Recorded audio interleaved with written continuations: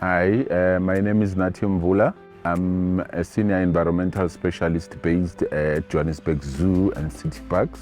Reverse the Red is about addressing the issues that affect our biodiversity and ecosystem in terms of addressing the past imbalances and the problems that are created in the ecosystem itself. So Reverse the Red is an international movement whose objective is to change the red tide to yellow and ultimately green. We want to see these critically endangered species, which are listed in the red list of IUCN, being reversed from that critical tag to something that is more acceptable.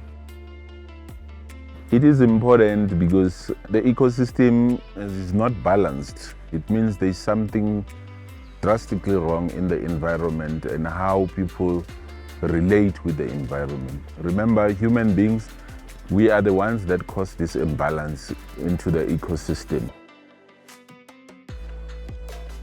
Reverse the Red is a movement that seeks to encourage governments, communities, municipalities, and other organizations throughout the world to take up a stance, take up action. It is very, very important that we sit down and look at some of the animals that have been classified as critically endangered and maybe do conservation projects on them in terms of ensuring their numbers out there in the wild so that the ecosystem could be balanced again. Yes, it will take a whole lot of time. It will take a whole lot more years to address that. But with the involvement of communities, governments, organizations, it is possible to achieve that. The projects that we are running at the zoo are earmarked to address the very same problem that we are talking about at Reversing the Red. There is a whole lot of projects that the zoo is involved in terms of improving the status quo of the animals in the wild. Animals that would benefit from this are the ones that are listed in the red list of the IUCN. For an example, your wattle crane, your ground hornbill, your rhinos, your Picker's gill frog, and many more.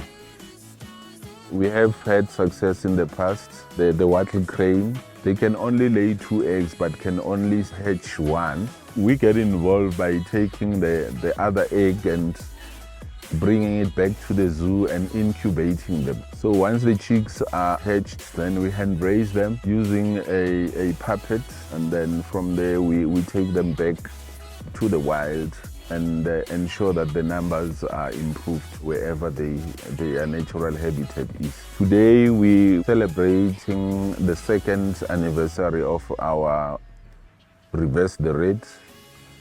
People have signed commitments, pledged to say they are committed to changing the status quo of these animals.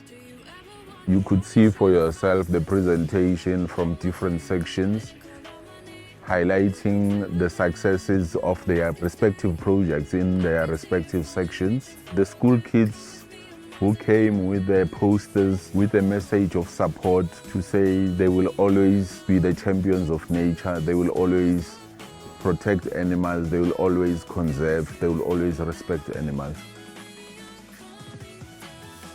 We have taken it upon ourselves that the message of Reverse the Red should be incorporated in every event that the zoo does.